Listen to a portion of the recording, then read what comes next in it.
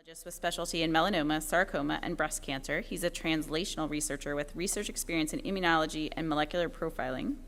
And today he's going to give us a very thought-provoking talk on integrating genomic science in modern practice. Please welcome Dr. Bagaria. All right, thank you so much. So I'm going to talk to you about genomic science. It won't be very sciencey. It'll be more high level and really trying to separate the fact from the fiction.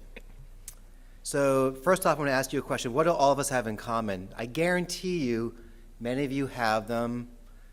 If you don't have one, you at least know someone who's had them. And in fact, you were one once at some point. Children. So these are my 3 kids. I have 3 children. Keeps my wife and I very, very busy. I have a 9-year-old, a 7-year-old, and a 5-year-old. And when my first child was born 10 years ago, roughly, the biggest challenge I found as a parent was trying to figure out what he would eat. I mean, we struggled, right? And then through a trial and error approach, avocado was the one he liked. When my daughter was born about 2 years later, we tried the avocado and it didn't work. And so, sweet potatoes, can you go figure, right? So, of course, when number 3 was born, who's actually my favorite, just you can't leave that room with that, but he's wonderful. He was not a big fan of the sweet potato, but he was a banana guy. I mean, go figure. He'll eat bananas all day long.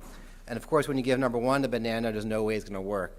And for most of you who are parents, you know this is individualized parenting, right? Like, your kids are never the same. They're all different. And that's no different in individualized medicine. It's the exact same concept.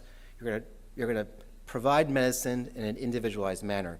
And for the purposes of this talk, what individualized medicine or precision medicine or personalized medicine, whatever you want to call it, it's basically this: tailoring the treatment based on the genome of the patient. So the human genome was first sequenced in 2000, so about 20 years ago, and at that time was a big deal. And at that time, Bill Clinton said this will revolutionize the diagnosis, prevention, and treatment of most, if not all, human diseases. This is a very strong statement, right? And that's 20 years ago. And it took 15 years to sequence a genome. 15 years, a lot of effort, and it cost about $3 billion. So just think about the effort that went into doing that. But when you look at the cost of sequencing the genome today, it's dropped. I mean, look at 2007. So when it first started off in 2001, it was about $100 million. Then in 2007, the technology really improved. And today, I can argue that you can do it for about $100. That's a pretty dramatic drop in price. And the time to do it, it's not 15 years anymore. We're talking about 5, 7 days, maybe a little bit more, maybe a little less, depending on what